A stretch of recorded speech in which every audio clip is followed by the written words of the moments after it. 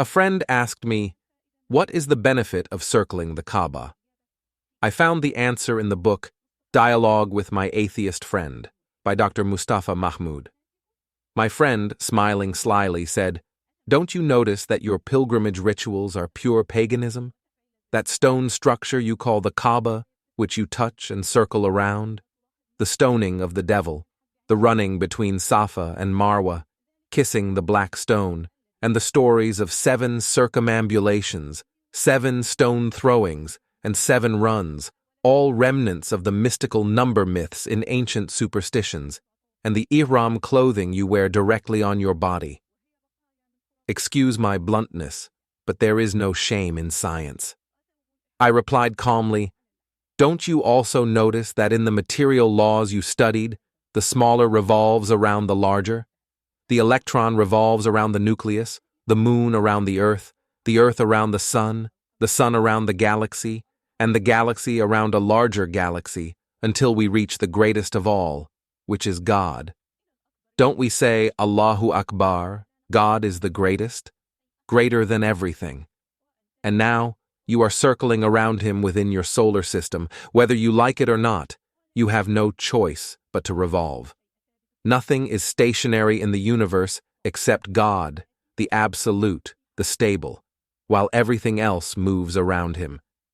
This is the law of the smaller and the larger that you learned in physics.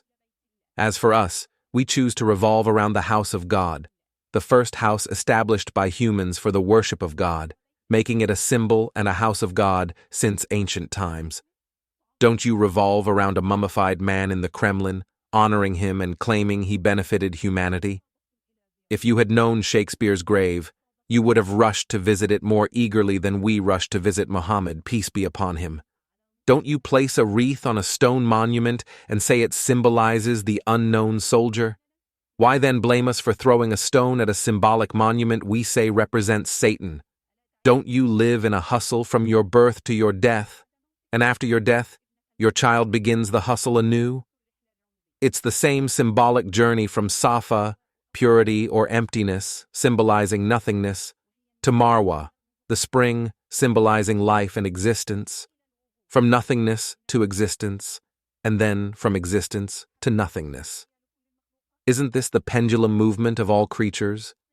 Don't you see in the pilgrimage rituals a deep symbolic summary of all these mysteries? As for the number 7, which you mock, let me ask you, what is the secret behind the 7 notes of the musical scale? Do, re, mi, fa, sol, la, si. After the 7th note comes the repeat of do, not the 8th note, and so on. The same applies to the 7 colors of the light spectrum, and electrons revolve around the nucleus of the atom in 7 orbits. A fetus completes its term in 7 months. If born earlier, it may not survive. The days of the week are 7. Doesn't this indicate something? Or are all these sciences also mystical superstitions? Don't you kiss a letter from your beloved? Are you a pagan? So why blame us if we kiss the black stone, which our Prophet Muhammad, peace be upon him, carried in his garment and kissed? There is no paganism in this at all, because we do not direct our worship rituals towards the stones themselves, but towards the deep meanings, symbols, and memories. The pilgrimage rituals are occasions to stir thought, evoke feelings, and inspire piety in the heart. The Ihram clothing we wear directly on the body, and it must be unsewn, symbolizes the departure from worldly adornments and complete simplicity before the presence of the Creator, just as we come into the world wrapped in a cloth.